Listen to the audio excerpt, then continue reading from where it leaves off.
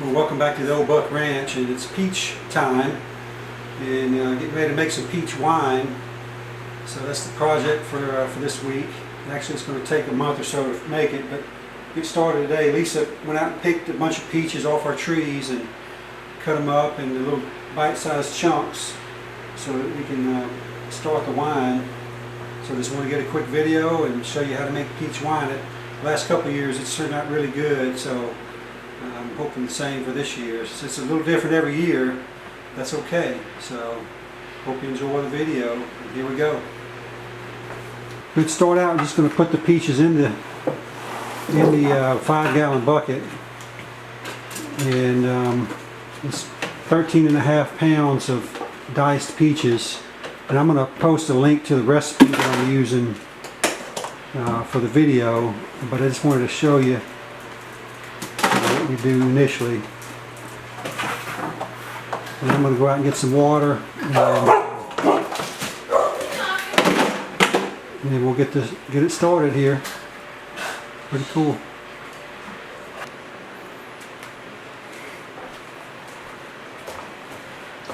1 teaspoon of pectic enzyme.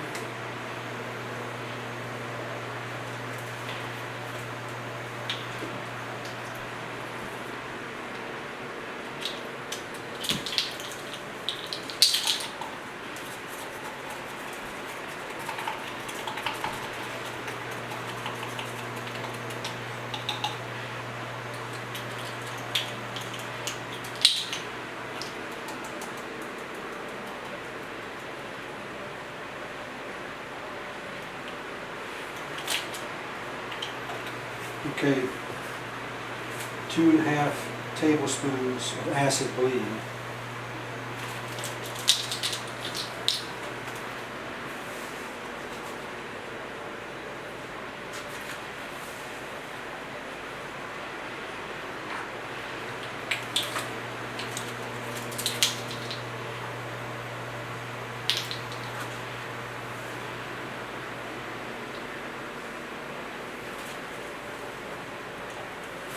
One teaspoon of wine tannin.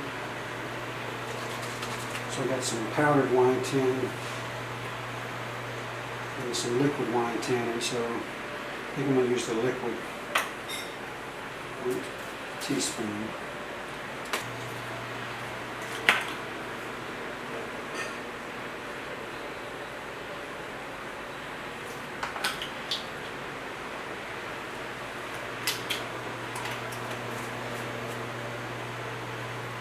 Okay, then I'm going to put the peaches back in here and then take it outside to the well and fill it up to 5 gallons. And I like using well water. You don't have to, but we've got a well here, and I prefer to use water with no chemicals or anything in it. So that's what we're going to do. And once I get the water in there, I'll make sure I stir it up good, and then I'm going to put 5 Camden tablets in it. And leave it overnight, cover it, and leave it overnight just to kill any of the wild bacteria that's in the mix right now. Okay, I've got the water. I made sure I put the peaches in the water because you want it up to the 5-gallon mark with the peaches in there. So I'm just going to stir up the sugar, mix it up good.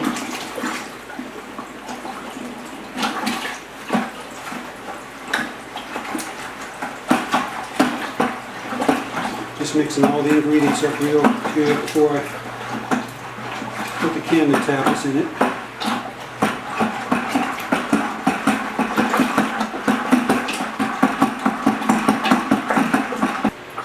And I'm going to crush up 5 Camden tablets. And the purpose of that is just, like I said a minute ago, is to kill any foreign yeast that's on the peaches. And I'm going to put those in the solution now, and then cover it and let it set for 24 hours. And after I'm done with that, I'll pitch the yeast sometime about this time tomorrow.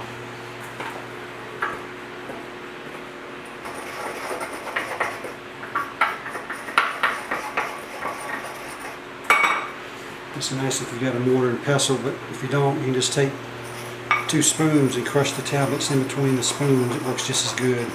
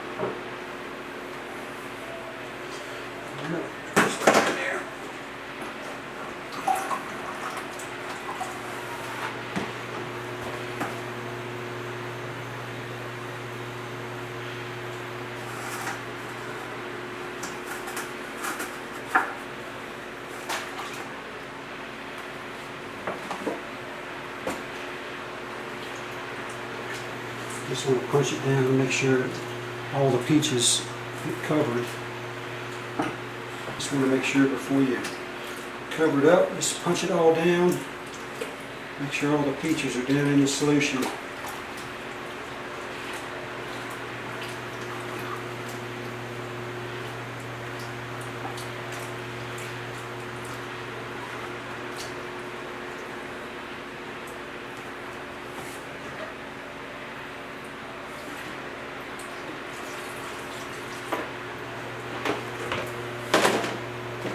Alright, then I'm just going to take a soft cloth and cover it and let it set for 24 hours. So, alright, it's been 24 hours and I'm getting ready to pitch the yeast, so just going to punch it down a little bit.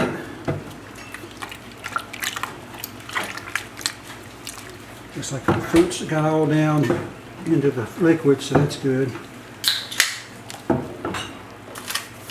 So I'm using this EC 118 yeast. It's what I've used in the past, and it does a pretty good job. So, and since I'm doing 5 gallons, I'm going to use 2 packages.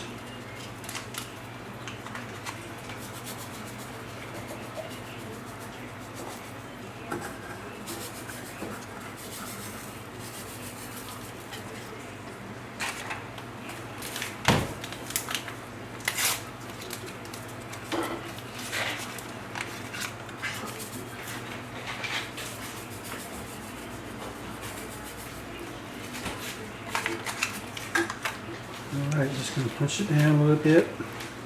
And then now for the next 7 days, I'm going to come twice a day and just punch it down. And once I'm done with the 7 days, I'll transfer it to a carboy, and then we'll just continue to ferment it.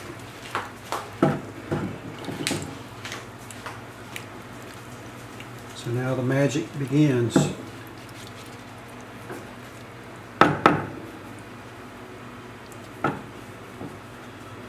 One of the things you want to do, especially since it's summertime, is keep the fruit flies off.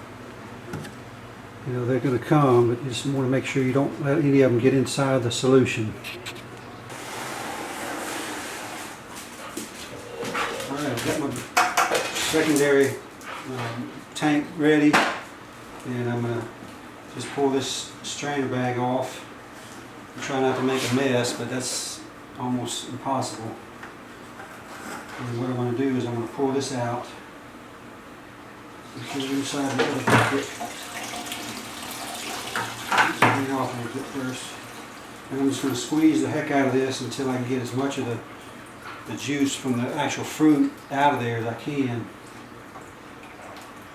Because I want to try to get as much of that peachy goodness as I can for the wine. So.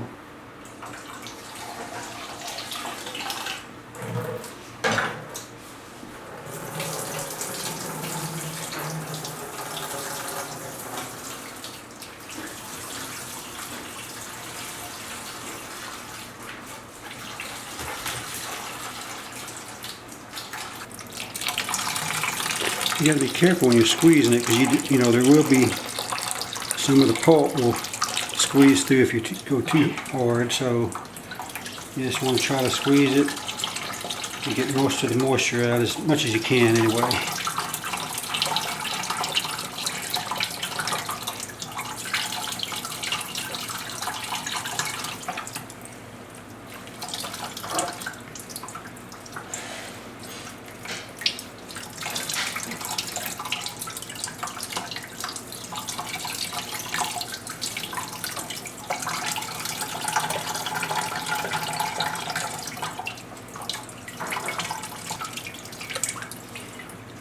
We should about do it.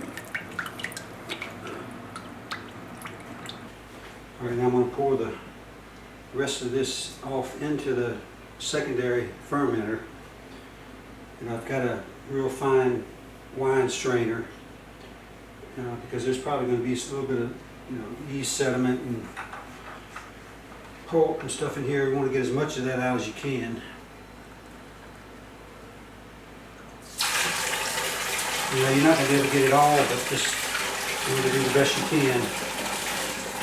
You know, we're going to rack it off two or three more times. And by the time we get to the end, it'll be pretty clear. Then we're going to filter it. But I want to let it go, you know, for as long as I need to in this tank until it just absolutely stops fermenting.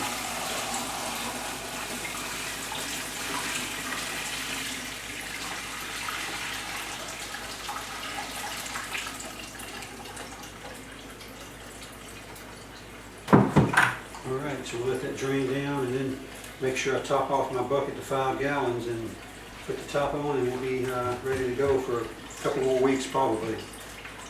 Right, we got the lid on and we've got the airlock on, and we're just going to let this go for probably at least a week. I'm going to start a batch of blackberry wine tomorrow. So at some point I'm going to need to use this vat for the blackberries. So once this is done and the blackberries are done in probably about a week or so, I'll transfer this over into a glass carboy, clean it up, and then put the grape wine in here. So it's all coming together. So looking forward to the end result. Well, it's been about 8 days since I racked it over into this container, and so today I'm going to rack it a third time into a carboy. That way I can kind of see how it's going to start clearing out. And I'll just leave it in here for a couple of weeks or however long it needs to be in there, and then we'll go from there. So plus I want to taste a little bit of it today just to see what its profile is doing.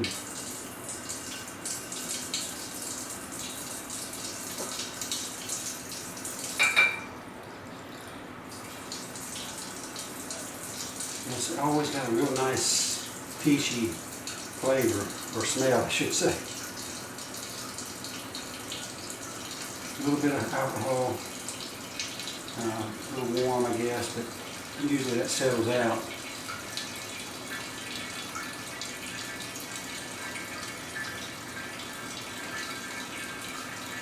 Not too bad, it's a little dry. May or may not back sweeten it. We'll have to see when I'm finally ready to bottle it, but actually it tastes pretty good so far. Nice and peachy.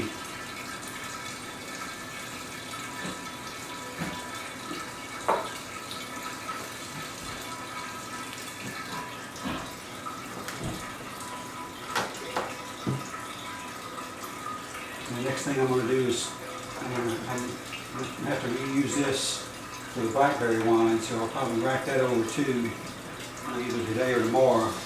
So I want to get this cleaned up so that I can use it again.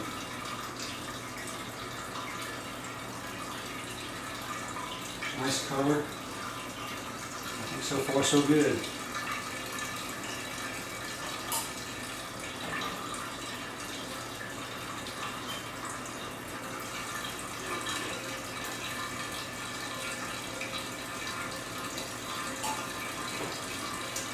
Pretty good. Well, I've got it racked over, and I'm just going to let it settle out for however long I need to. It's got a really nice color. And that's one thing about peach wine, the color is really different and interesting, so very happy about that. So we'll let her go for a while, and I just want to make sure I kept an airlock on it just to keep it, you know, from going bad. But you know, we'll let it settle out, and at some point I'll run it through my filter, and we'll show you that too. So until next time.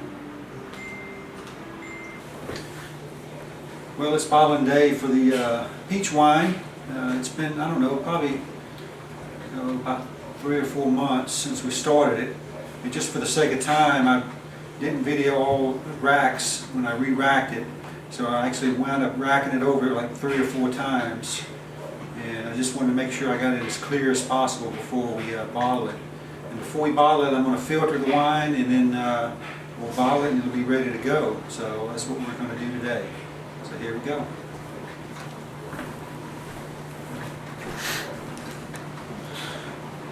Okay, I've got my bottle sterilized, and I'm getting ready to set up my Buon Vino filter, and I'll give you some close-up shots of that here in a second.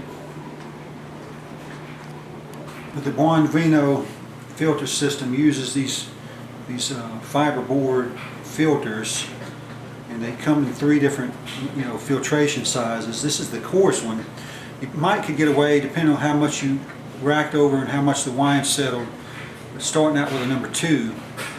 But my experience last year, especially with fruit wines, the number 2 is just too fine. You need really coarse filter it before you start getting into the lower filters. So I'm going to start out with the number 1, which is the coarse filter, the most coarse filter. And the way you prepare these, you just get some water, and dip them down in there, and just let them soak for a few minutes until the bubbles quit, and then you're ready to filter. Okay, I've got the filters soaked now, so I'm ready to assemble the Buon Vino. Essentially, you just stack them up and make sure you match the holes. You put a filter first, and then one of the little plastic plates, and there's only one way it'll go on, so you got to make sure it matches the holes. You put another filter, and then another plate, match the holes, and then the last filter, and then the last plate. The last plate's got the 2 little tubes that come out, and that's where the filtered wine comes out. So we've got this big plate that fits over, and it can screw down, and it keeps the filters all tight and in place.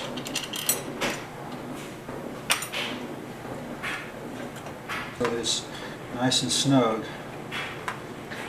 and try to make sure that it's even. You don't want to over tighten it because you can strip your bolts.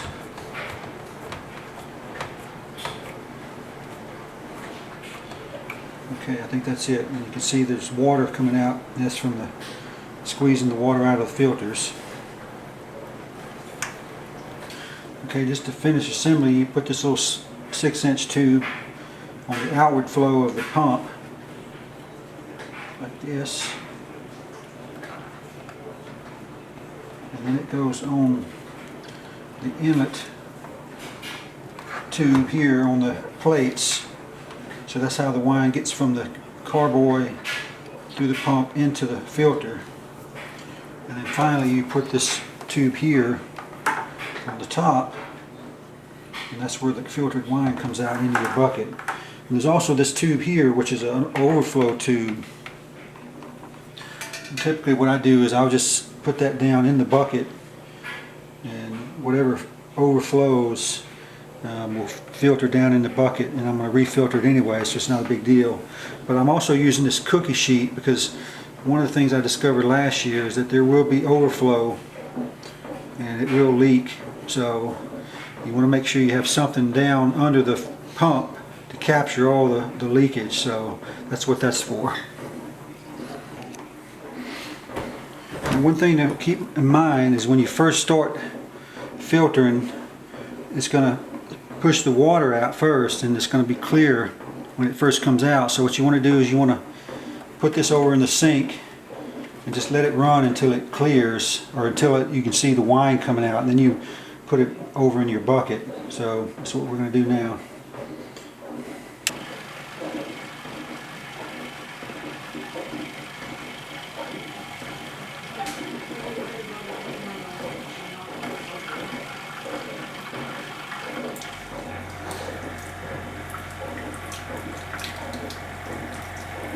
Just let it run for a few seconds until you start seeing the wine come through, and then it's ready to go.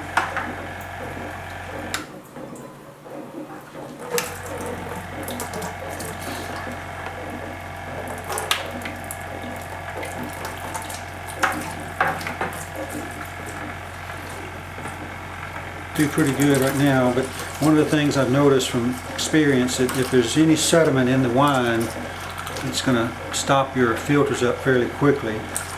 So you just kind of keep your fingers crossed that you can get through a batch. It's supposed to, one set's supposed to filter 5 gallons of wine, so that's the goal anyway.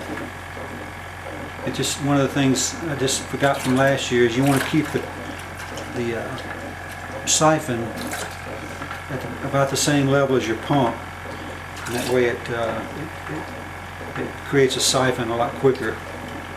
And you can see the wine is coming through the overflow, but it's filtered, so it's not really going to hurt anything. It comes, you know, I don't know, it takes about 5 minutes to run a 5-gallon batch.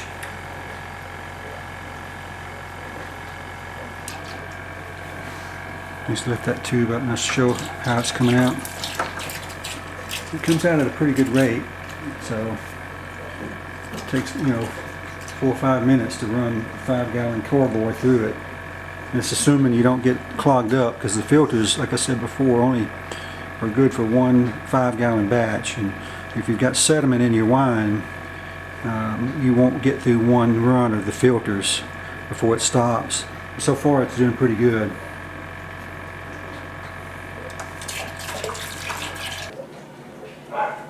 Alright, looks like I got through the first filtration with no problems. That's good news. So typically if you get through the coarse filtration, the number 2 and the number 1, the polishing filtration, works a lot better. So very pleased. So here we go.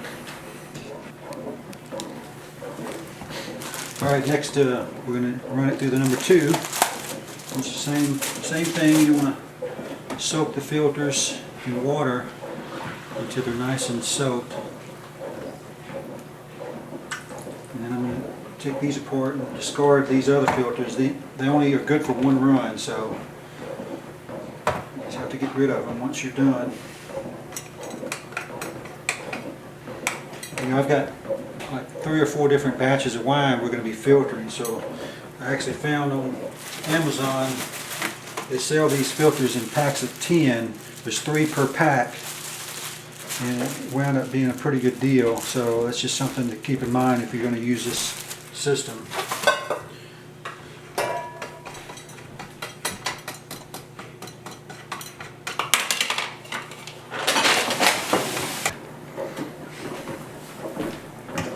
Okay, same deal with number 2. You just want to get it primed and then let some of the clear work its way out before you put it into your carboy. And I'm just going from the bucket back into the carboy I started with.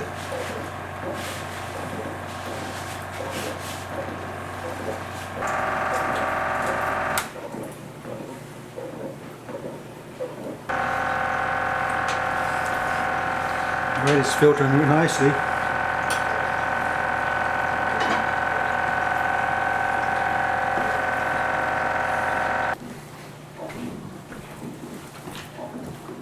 I already got my last set of filters set up. This is the number 3s, the 0.5 micron filters. This is the polishing filter. And one thing to keep in mind, you don't have to filter your wines if you don't want to. This is, you know, kind of a big investment. It's about $160 or so, plus the filters.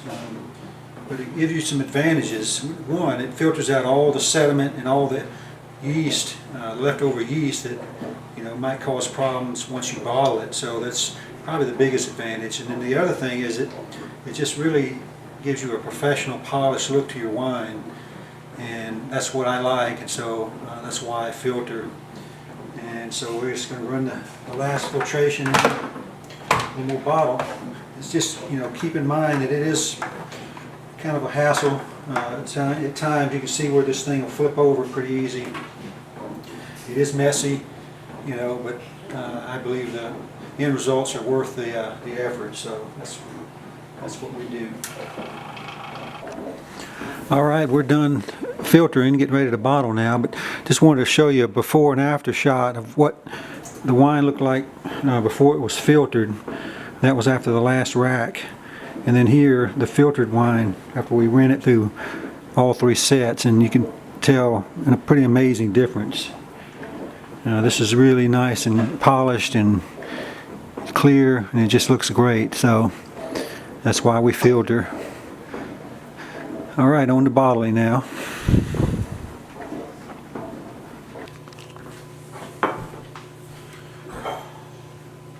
All right, here we go.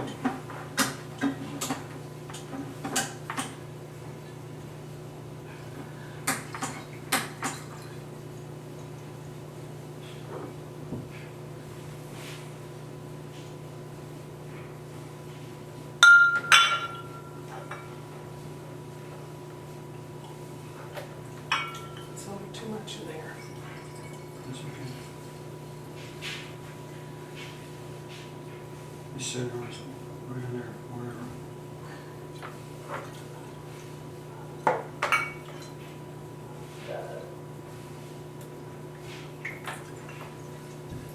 All right, you just gotta cork them up, and then we'll be done pretty much.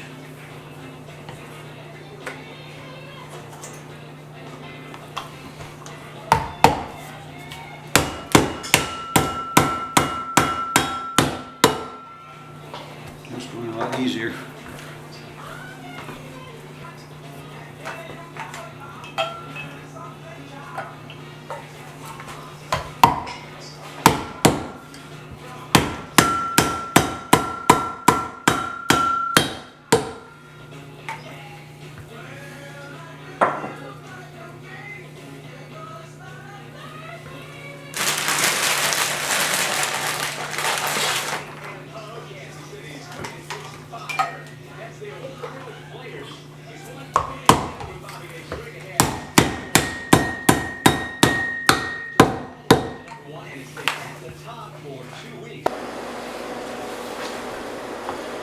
Alright, the last thing I have to do before I'm done is put the label on.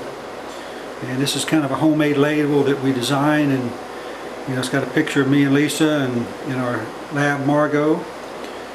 And that's here at our place here at the Ole Buck Ranch. So just going to use a little bit of this glue stick and put them on, and I'm done. And it'll be time to enjoy.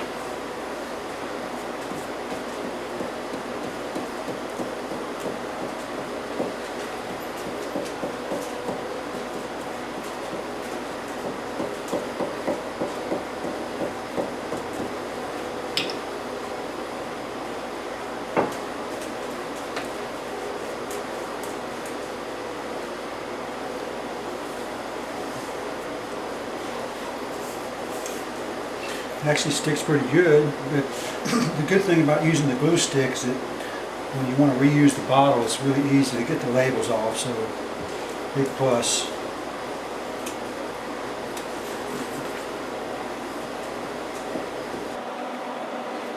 There we go, got them all labeled up and ready to go. So, you know, this is a little bit longer video than we normally post, but you know, it's kind of a long process, and I just wanted to show you as much detail as we could. And you know, just hope you can use the information, and if you decide you want to do something like this yourself, you can see that it's not really that hard to do. Well, that's enough for now. I appreciate you watching the video, and hope you enjoyed it. And so we'll see you next time here at the Ole Buck Ranch. We'll talk to you later.